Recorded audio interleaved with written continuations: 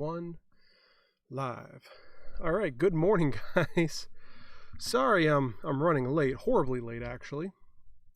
I do apologize. I was in the middle of cooking breakfast this morning and the kid decided to have a meltdown. And then one of my best friends called me and well, he had problems with a squirrel. I'll talk about that in a little bit. Okay, looks like everything is kicked on here. Let's share this. Copy. Go over to the Book of Faces. This morning was a madhouse. So, good morning, good morning, good morning. Hope you all are doing well. And don't know who that is. And why do I still have my ringer on? Oh boy, it is a morning. It is a morning. Alright,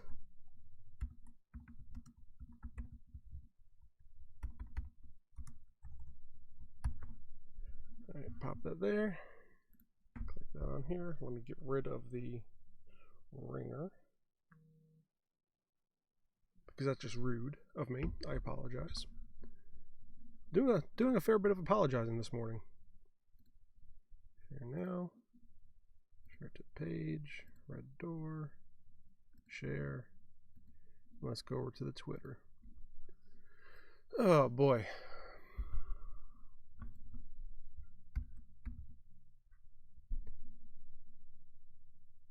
Okay, whatever.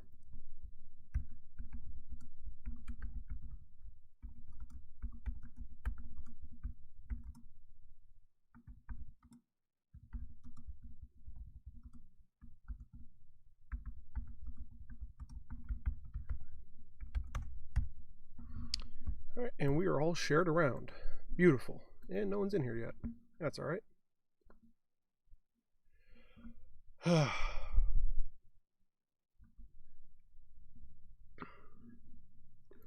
So let's click around here and see what's going on in the world. Well, first let's see who called me. Can 9 out of 10 say it's a scam call?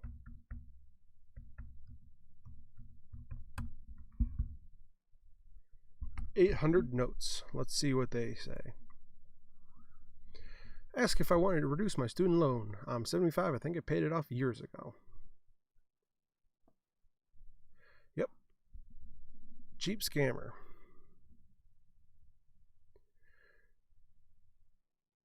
One person got static and apologized for the inconvenience.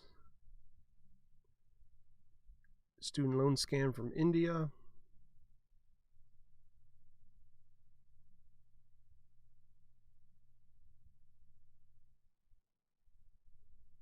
Yep. I get hundreds of those phone calls every month. So guys, one of the reasons I'm late is I was making one of these lovely sandwiches. I saw it on Facebook maybe 2 months ago, and I fell in love with it. You basically make an omelet, throw some toast or throw some bread on there. When the omelet forms, you flip the whole contraption, fold in the pieces of egg that are off the bread. Then I throw down 2 pieces of cheese, one on either side, then break a piece of bacon in half. So 1 slice of bacon here, 1 slice of bacon there, another piece of cheese, fold the whole thing up, toast it. So it's 2 eggs, 2 pieces of bacon, 2 pieces of bread, and 3 pieces of cheese, and it is fantastic. So I made 4 of them this morning. One for myself, one for each in-law, and one for my wife. It is strange. No one is in here today. Does Facebook not love me this morning? Perhaps not. Not Facebook, YouTube. I need to wake up more. It says there's 2 people watching. Doesn't say that on my thing, but it says there's 2 people watching. So if you guys are watching, say hello. And so we can have a conversation. Oh boy. So yeah, today is the morning. It's definitely a morning. Hopefully the day improves. Ooh. So just looking at the homepage of my YouTube here, a few interesting videos I need to watch today. Dip It number 27 with Peter Brown. He's doing Chinese lanterns. That's cool. The real Moby Dick was so much worse. Ask a Mortician. Of course, I need to watch Philip DeFranco making jeans. I don't know if I want to get into making too many fabric pieces. I think those masks are enough. What else is in here?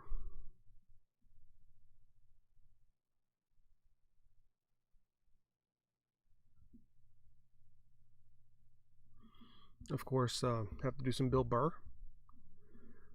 Watch a little Peter McKinnon. And this is something that I've been interested in a long time. And I know I don't have the skill level for it, but yoshigi, it's basically, it's a Japanese technique where you take, you make a very large, long blank of wood with, different patterns and stuff running up and down it. You get that all nice, perfectly smooth. And then you run a plane across the whole top.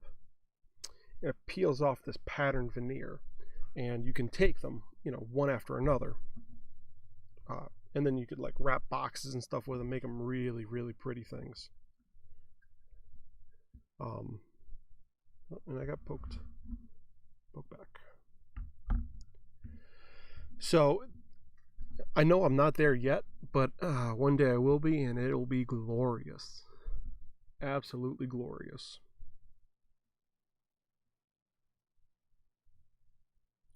Making Mead Cider Perry from Townsend's. That's a fantastic channel. You should watch, whether you like, early American reenacting or just basic how-to stuff, like how to build log cabin with nothing, things like that. And he has cooking too. And I guess they're doing Mead Cider Perry in this episode. Some of those recipes, oh, so good. so good.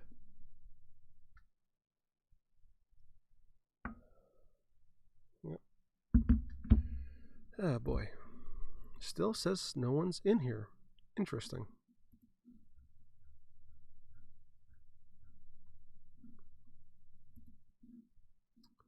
I don't think this has happened to me.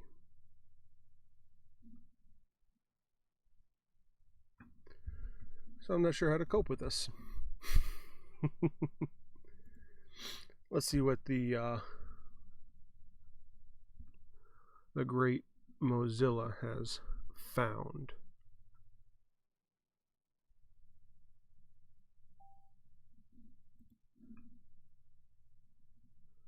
Joe just messaged me. He's here.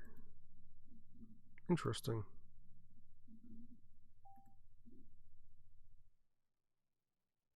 What was the name of the channel? All right, so you're in the chat. Let me kick you over to the chat screen.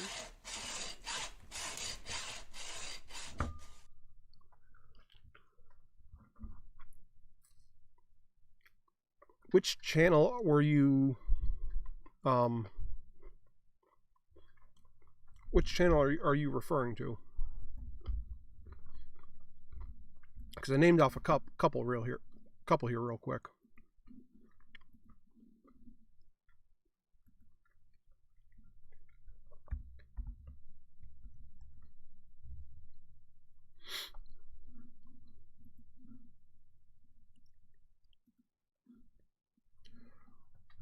Because the one that I think you're talking about is Townsend's and Son. And it's TOWNSEND SENDS. Some of the stuff they make is just fantastic. The food especially draws my brain. One thing they did that really ignited me was an old version of fried chicken. That looks good. And then they did like fried lobster. We took the lobster out and kind of took pieces of it, and they made the special batter and then the special dipping sauce, which is like a butter roux type sauce. Looks real good. I need to try them, both of them. Human ancestors were nearly all vegetarians. Well, duh. Well, not nearly all vegetarians. That's wrong. They didn't eat meat very often because they had to catch it and kill it.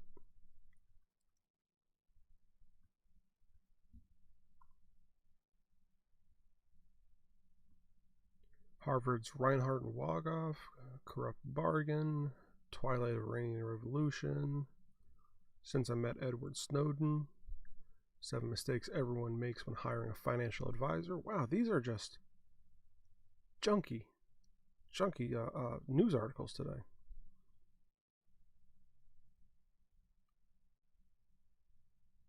Drug runners.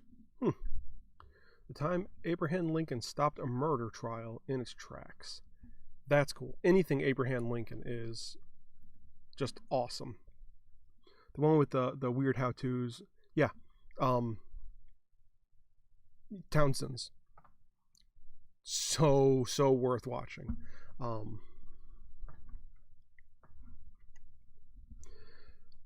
Good morning, work be crazy. Well, good morning, Laura, and good morning, Joe. I don't know if I told you or not.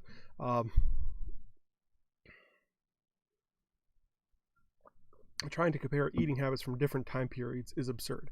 It really is. Because a lot of the times, and I mean, here I am eating this fantastic sandwich. A lot of times those eating habits that they had weren't out of fashion, style, diet, whatever. A lot of it was out of necessity. So they weren't vegetarians because they didn't want to eat meat. They were vegetarians because they couldn't eat meat. They didn't have the meat to eat. So I wouldn't call that being a vegetarian. I'd call that survival. You're eating whatever you can.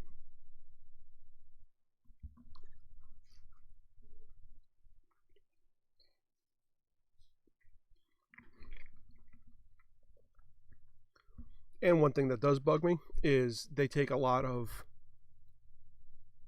and this is all archaeology or paleontology, they take small single data points and then extrapolate it across an entire population because they have no other data to go off of.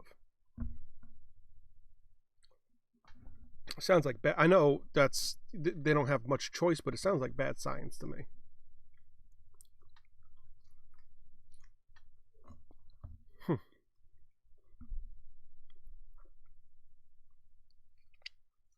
Wow, this sandwich is good.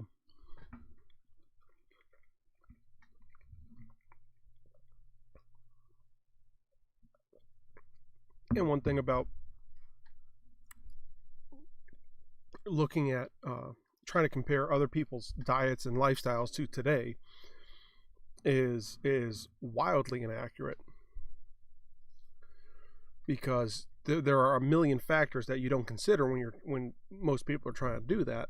Like today, we have such a glut of food and energy and resources that we get fat. Poor people get fat. Back then, poor people died because they had no food. So there really is no comparison. There isn't. There was no working out back then. Your workout routine was staying alive, eating whatever you could, bugs, small animals, large animals, hunting in packs, something that's been dead for a couple days. And if you look at, through history, that's where you get all these strange, odd food combinations. this is what we had to do to survive, and now it's become tradition, like strongenfisk, or whatever that one shark is that they eat, that they pretty much pickle it in vinegar and let it self cure. I think it's Greenland shark is what it is, but it's up there in the Scandinavian countries. Do you think they did that they first started doing that because, wow, this is going to make a great story one day? Or it's, oh my God, I'm starving. I know it's rotten fish, but come on, guys. What else do we have to do? You know, and I'm eating cheese this morning. Where do you think cheese is from? It's basically a controlled rot of milk. And you needed to do that to preserve the milk for when, winter periods when there was no milk. It wasn't something to throw in a sandwich because yummy. So there's such a mismatch in trying to make, A-B comparisons that people just don't understand.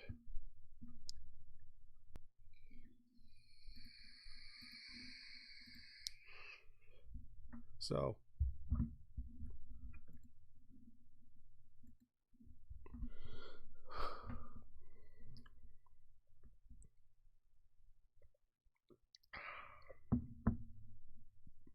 lutefisk is a prime example of the extent preservation went. Yeah, strongenfisk, lutefisk. There's so many of them that are just incredible. It's rotten Norwegian fish. It's essentially rotten. You're right. It pretty much is. There's also several ordinances against where you can open some lutefisk or strongenfisk, and usually you have to open it outside on a windy day because it's just that pungent.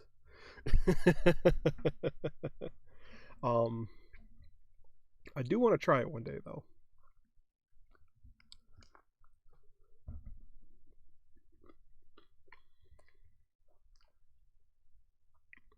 Just to say that I've had it. I don't know if you can even get it in the United States.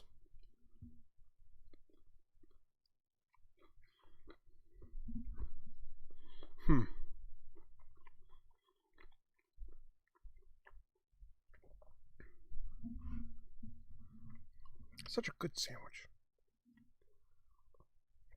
It's actually on a bread I made that was from the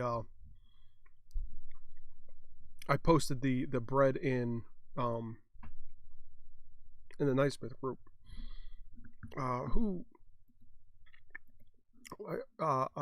Joshua Weissman. Definitely worth a look. I hate the guy's voice and his mannerisms, but he has some amazing recipes. So even though he might be hard to watch, definitely watch him if you're into cooking. That sandwich looks legit BT dubs. Thank you. And you had lutefisk in Minnesota. Interesting. Might have to try that. So yeah, I don't know if you were here when I explained the sandwich, but what you do basically is you get your pan hot, put a little bacon grease in there. You want it really, really hot. Like at 80%, you want the burner going. 2 eggs scrambled. You throw them in there so they kind of form out and start cooking into an omelet. Immediately, you throw in 2 pieces of bread. Immediately. So that the top layer that's not cooked yet kind of fuses into the bread. And once that omelet type thing is formed, you flip the whole contraption. Try not to break the egg.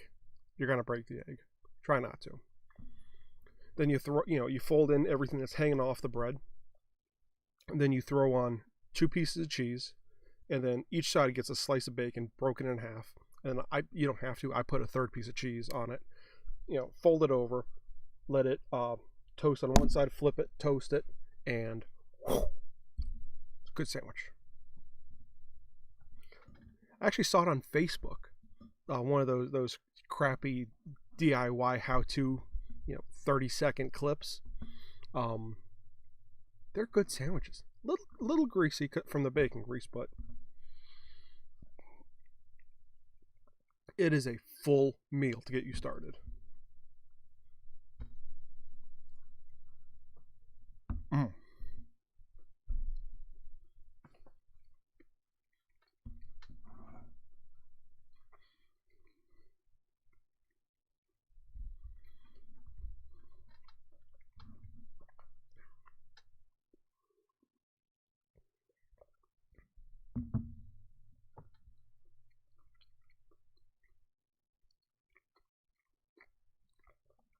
Yeah, that's a sandwich. Actually, this is the first time I've made it with my own bread. All the other times it was with just store-bought bread, and such a better flavor, such a different flavor than the store-bought bread, and it's a little bit crispier than the times I made it with store-bought bread. Ooh.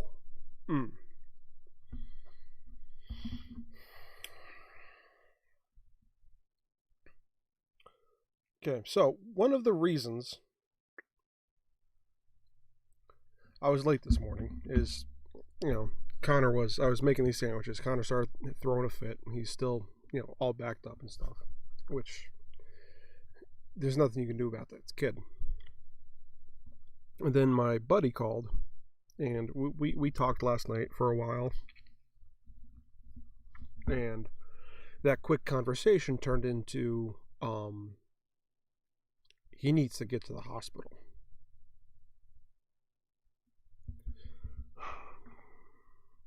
I'm not going to release his names or so many details that you're going to know who it is, because that's not cool.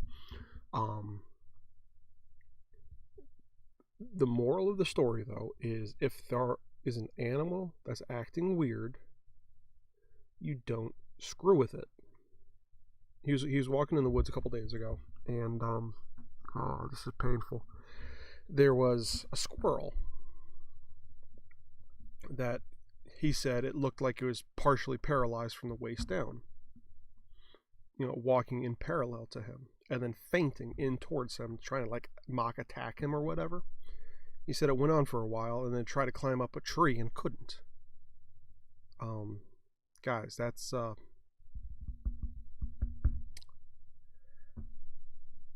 rabies. A rabid squirrel.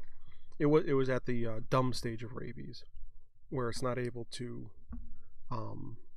it's not aggressive. It's just kind of starting to lose coordination. It's probably starting to starve a little bit. Because rabies goes through two phases: angry, where it's frothing at the mouth and trying to bite everything, and then dumb, where it just kind of meanders or tries to screw with other animals. And even if you don't know about rabies, you need to think logically. Okay, there's this animal, tiny little prey animal, that has no coordination. It's in the middle of the woods and nothing's eaten it yet. There might be something wrong. So he did what he thought at the time was humane, and he took a rock and beat its head in. In the process, he got blood on him. So most likely he's going to be fine, because rabies is primarily translated through saliva or brain matter. But guys, just use your head. Use your head when you're interacting with animals and stuff, because that was terrifying, and I'd hate to see any of you guys get hurt doing something easily avoided.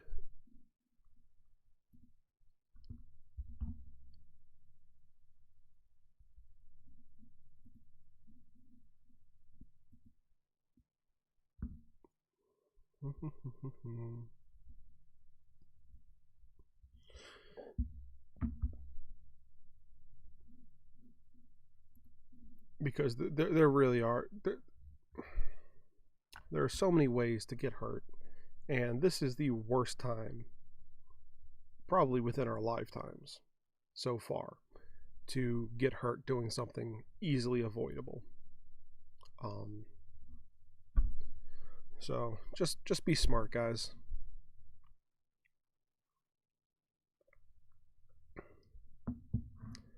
I'd hate to read some newspaper about you doing something stupid and dying because of, as a course of it. I don't want to see anyone die, but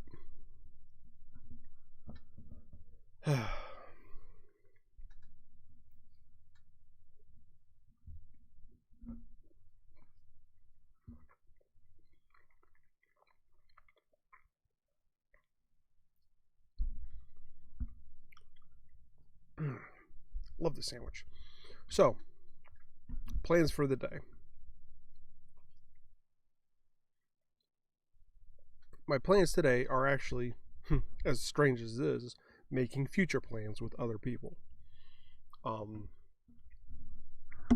couple interesting business things that are starting to fall into my lap and might be on the table. So I need to start gathering people, and I need to get people together for a meeting, a face-to-face meeting. It's gonna be real difficult at this time, but I think I know somewhere where we could have some coffee or something, or some pizza, and still stay pretty far apart. But I believe face-to-face meetings are still some of the best ways to get massive amounts of information across.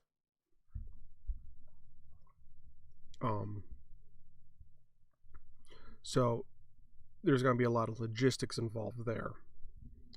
However, it'll be worth it. Let's see what else. There's that. I need to order that sewing machine today. I got a few pieces cut out last night, before everything went sideways. And hopefully I can get to the shop again this week. Today's only Wednesday, so maybe tomorrow or Friday. Get up there. I have one thing that I need to finish off.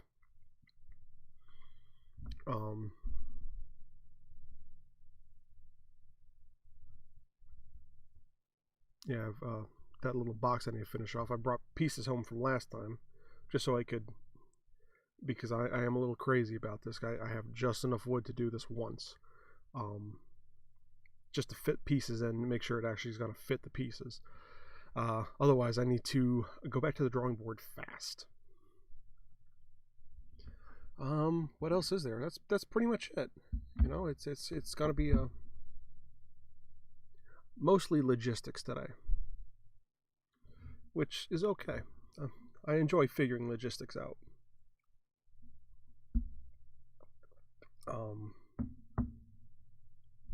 It's going to depend on several different factors. Hopefully, the people I'm talking about can get together pretty soon. The sooner the better, within a day or two.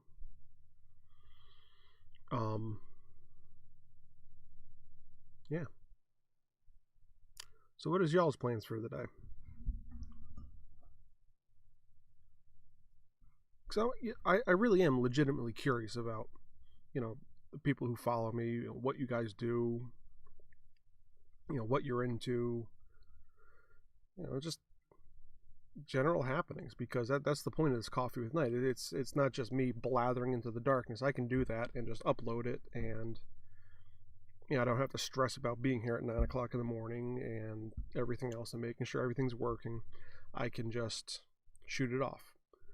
That's not what I want. I want to have, the back and forth, the conversation. It makes it fun. And it gives us a little bit of normalcy in this weird, kind of troubled time.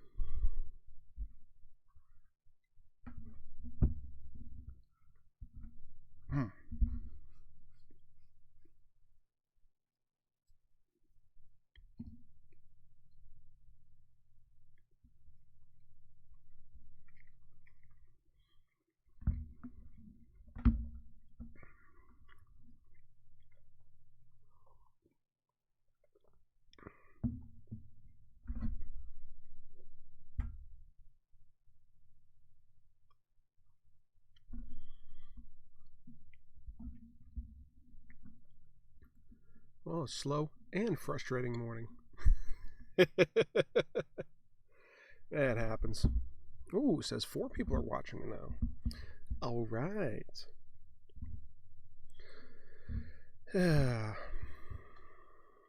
Ooh, I need to watch that. Adam Savage's One Day Builds. NASA Retro Reflector Replica. I'll probably never build one, but you never know.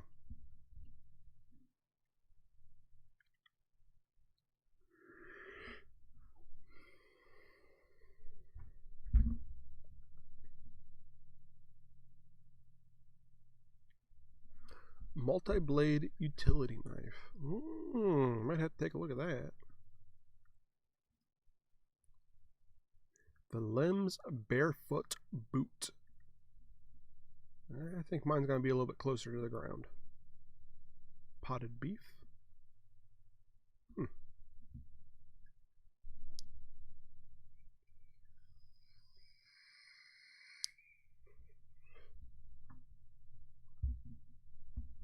Interesting.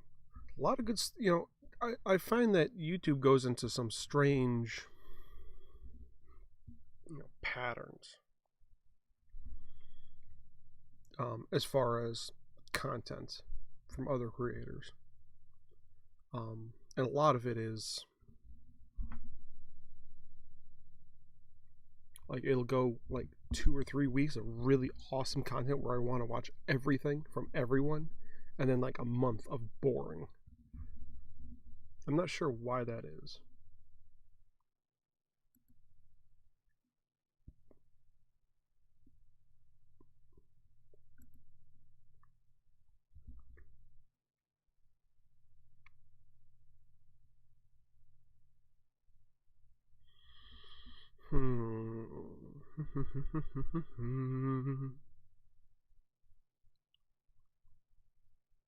Svitchel. 18th century energy drink. Yeah, I am definitely gonna save that to my watch later.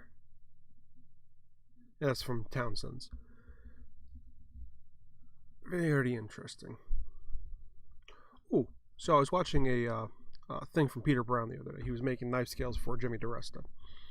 And the one material he made the set of scales from was extruded aluminum honeycomb. And that stuff looks like it's just fun to work with. I'm not sure. I guess it would depend on the adhesion from the epoxy to the cell walls, which should be pretty good because it's aluminum and you have a pretty good surface area. But he did like a dual pour of 2 different colors coming in and then cut it in half. It looks good, guys. Check it out if you like people doing like epoxy work and stuff. Check that video out. Really cool. And then they did a couple standard things, which, why not?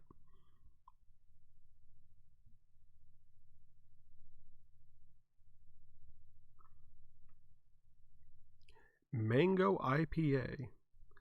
Yeah. I don't know about you guys. A lot of people really do like mango and stuff. It's just, for me, it's one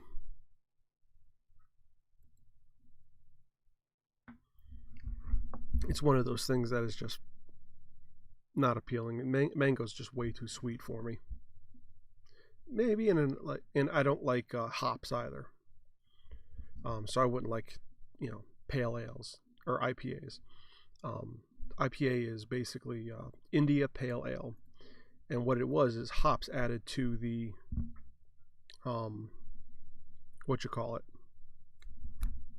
hops added to the beer as a preservative, and so you get like a 30 IPA, 60, 90, and those are days that you would need to drink it from shipping. So it would last, 30 minute IPA would last for 30 days, in transit. So from Great Britain, you had a month to get it to India. You have 60, 90. So That's where that comes from. And the higher the number, the more hoppy it is.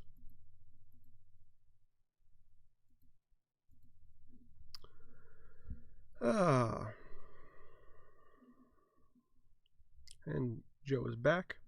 Mango IPA is gross. I like some mango, and I love IPA, but together it's gross. Yeah, I can't stand it. Question: do you use beard balm on long beards? Yes. That's where you should be using most of your beard balm, is on longer beards. When it's short, it's not so bad. But the point of the beard balm not only is to condition the beard, but the main purpose of beard balm is the same as beard oil. It's not the actual beard that matters. It's the skin and the hair follicles underneath. And growing hair leaches a very critical oil out of your skin called sebum. So you need to replace that. Now, the only difference between beard oil and beard balm is oil is just the oil, and it does condition your beard a little bit, but there's no hold strength. Where beard balm has butters and waxes in it as well, that not only condition the skin and replace the sebum and keep everything healthy, but it also adds a little bit of weight to your beard, and you can style it a little bit better.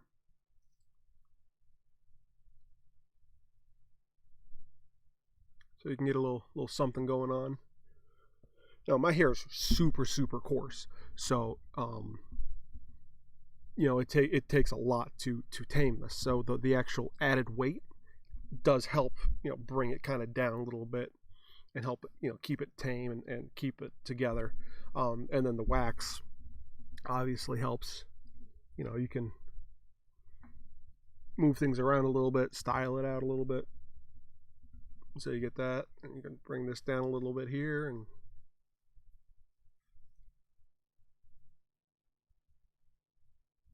so it kind of stays together. Otherwise, it'd just be. So you really do need to start, if you're not using beard balm and you have a beard, either get some beard balm or beard oil and start using it. You're going to see massive improvement over 3 to 6 months. And I say over 3 to 6 months because everything here is dead. This is all dead. Everything you see is dead. It's the follicles that matter. So you need to get those healthy, keep the skin healthy underneath the beard. And then as that grows out, you'll see a marked change and marked improvement. One thing I tell a lot of people, there's 3 components to your beard. One is genetics. That's whatever card you're dealt with. Nothing you can do about that. The second is diet, and the third is skin. If you keep your skin healthy, keep your skin clean, and keep it hydrated and oiled, you're gonna grow great hair. The follicles are what produce the hair, so you need to keep those healthy. And then you also need to give your body the right nutrients to grow the hair. Orange juice, red meats, Brazil nuts, almonds, walnuts, cashews, fruits, and anything you can do to boost your your natural testosterone, like working out, not taking super hot or super cold showers, because those actually affect your testicles, which affect your testosterone production. Things like that. And not going into hot or cold environments because super hot, dry environments, or cold, wet environments, because that changes the way your skin reacts.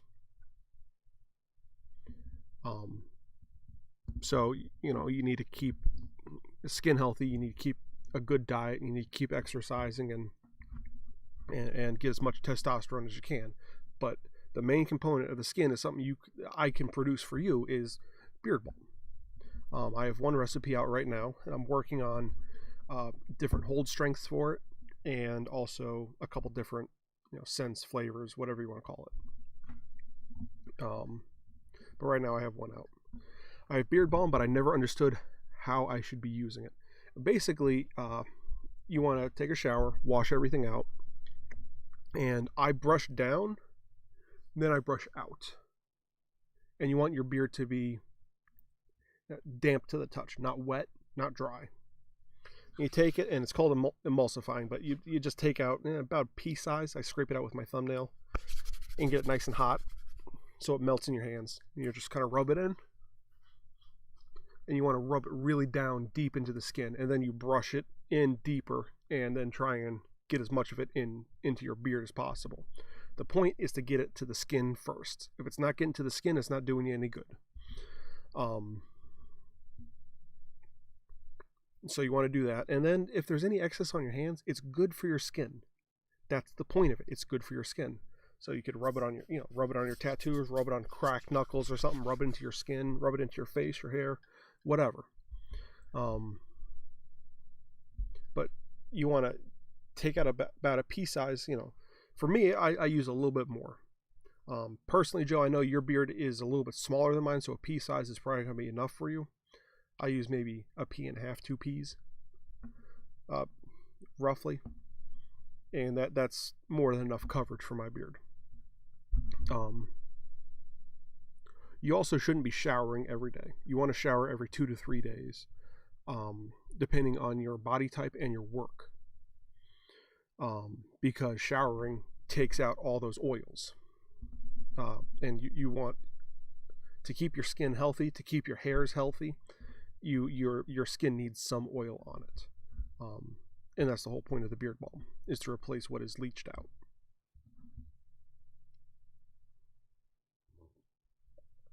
And I'm not saying you have to use mine, but you want to look for things that have good carrier oils, like grapeseed, jojoba, argan oil. The butters you generally want to look for are like shea butter or coconut butter, something like that. And then the essential oils that they put in there are, pretty basic stuff. They have different, essential oils do have different properties. So, mix and match and find out first off what you're not allergic to, because some people do have sensitivities and allergies and stuff. But the ones I picked out for the mountain mint are especially good for curing nausea and for curing bugs. It's a natural bug repellent. Peppermint. I don't even remember what I put in there. Eucalyptus, different mints and stuff, lavender. It drives bugs away. And that's the point. It's mountain mint.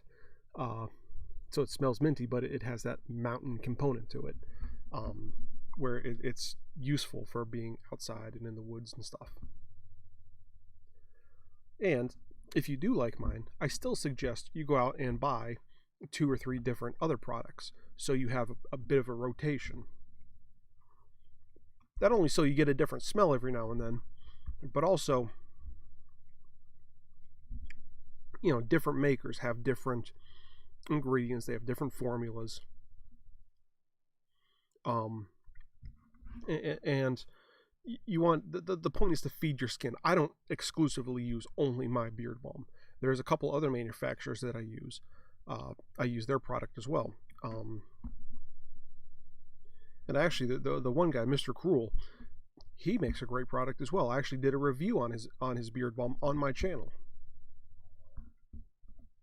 I use his, and his has hemp oil in it, and a couple different other stuff in it. I think it was like a bay rum smell, really good. But the point is to nourish the skin. And I know you don't have a mustache, Joe, but even still, putting a little on there, just a thin coating, isn't going to hurt. It's good for the skin.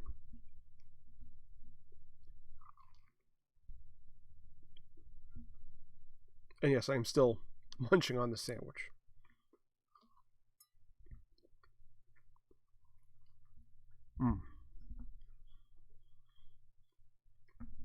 Nice and crispy on the outside. So good.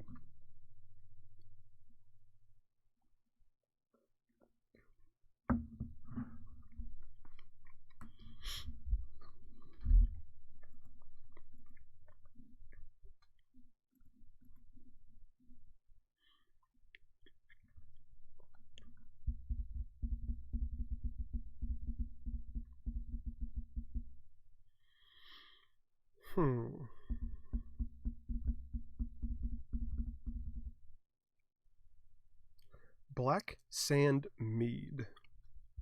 Interesting.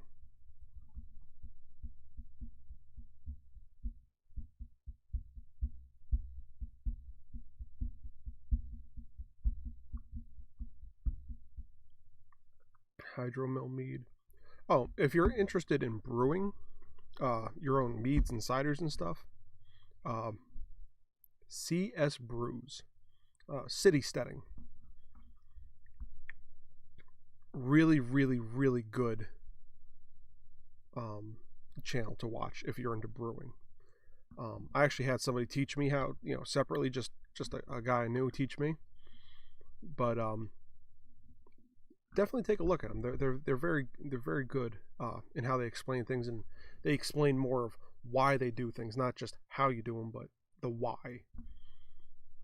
And to me, that's very important, because it doesn't matter.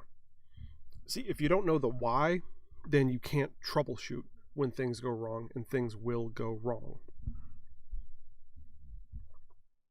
So for me, knowing why is very, very important.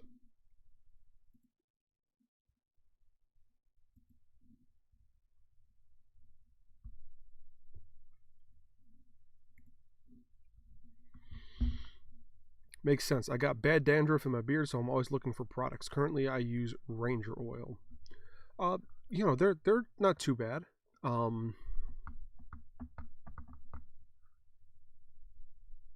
The oils in Ranger oil. I need to let me take a look at that. Do you know who makes Ranger oil?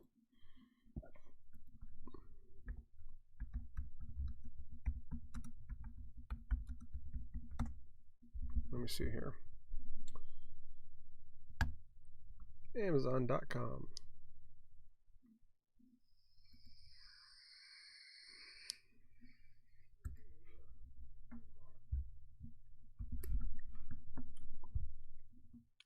$13 for 1 fluid ounce.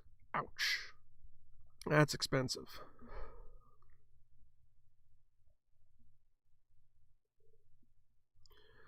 Contains only 2 ingredients: jojoba oil and Moroccan argan oil. No fillers, fragrances, additives, parabens, or GMOs. Product has not been tested on animals. Vegan friendly. Argan is often misspelled as argon, like the gas.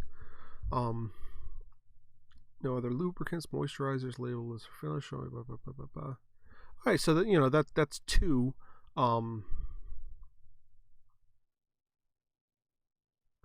That's 2 of the main ingredients that you're looking for: jojoba oil and argan oil.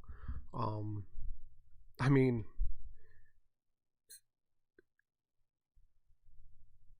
it's kind of basic, and you might not be getting all the effects that you should be. But I do like that it's in that amber glass. That is important, because carrier oils and essential oils photo degrade, which means they degrade via light infiltration. I want to know if they're using hot pressed or cold pressed oils. They probably don't tell you. For that price, I want to think they're using cold pressed. I use all cold pressed oils when I'm able to, because you get hot pressed, you get more oil out of the plants, but the heat degrades some of them, and through the heat it also changes some of the properties. And one thing that I'm very careful of when I'm manufacturing my beard balm is not overheating it, because then some of those materials can turn toxic to your skin and actually become harmful. And hot pressing introduces a few of those.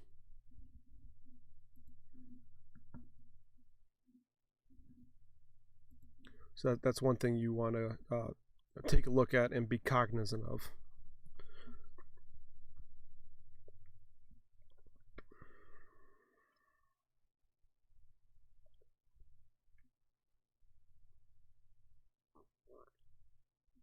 So here they're actually telling you, on their Amazon page here, how to use it.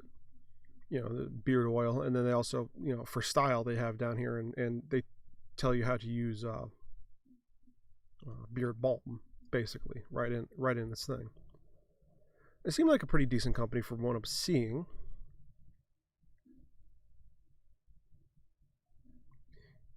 Important indications for unruly beard and mustache hair, itchy skin from beard growth, lack of attention from women, complaints of a scratchy beard, dandruff on your beard, and dull-looking beard hair, slow beard growth.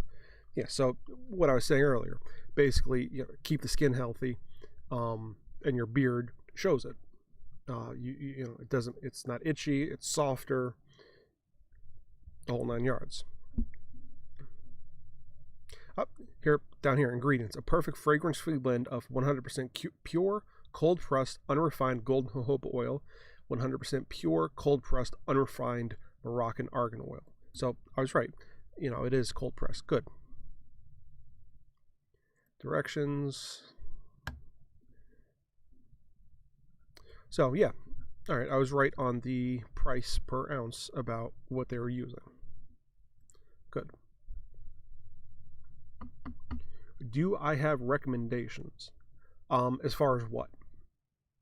Different oils and balms to use? Honestly, mine. It's $8 an ounce, where this is, $13.97 plus shipping if you don't have Amazon Prime.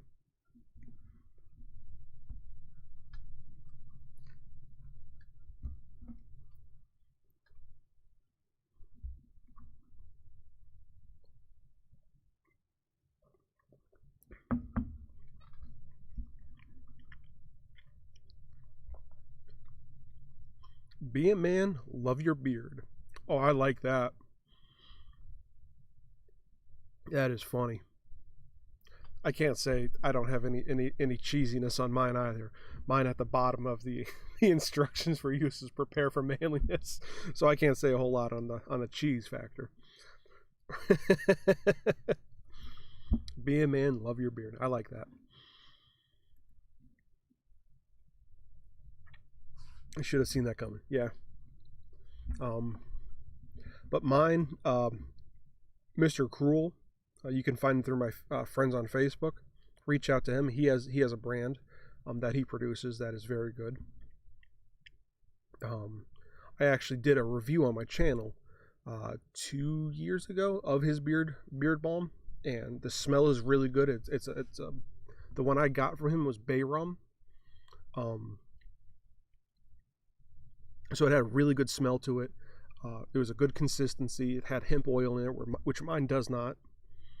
And I really do believe that you should be using 2 or 3 different products, just so your skin has a variety of nutrients to work off of. So if you keep using your Ranger oil, you use my beard balm and his, you're going to be in a pretty good shape with your beard. And his stuff is sourced the same way mine is. He's very meticulous in making sure he has quality ingredients. I can speak to that personally. He's a good friend of mine, so I'm happy to give him the business. I forget what his prices are, so you're gonna have to get those off of him. But he's a good guy to work with, good guy to do business with. So yeah, keep using your Ranger oil. They're a little pricey, but they do it as long as they're not lying in what they're saying their ingredients are. They are quality, good ingredients.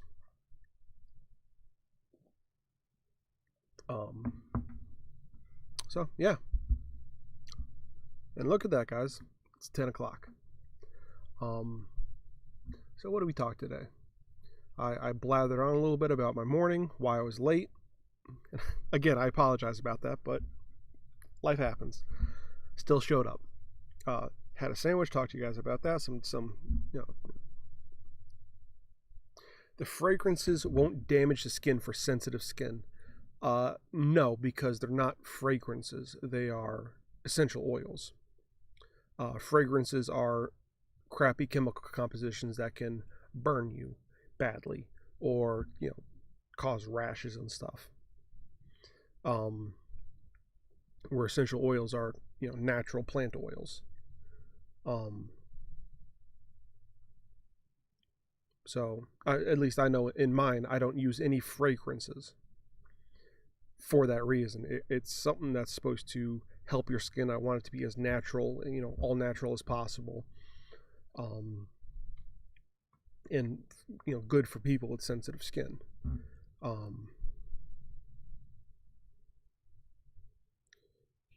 For mine, it's mostly beeswax and shea butter. Okay, got it. Yeah, we'll have to talk more about this later. Sounds good. I'm always happy and open to talk. You know how to get a hold of me. What else did we talk about? Talked about my plans for the day and the kind of the week, I guess, going forward.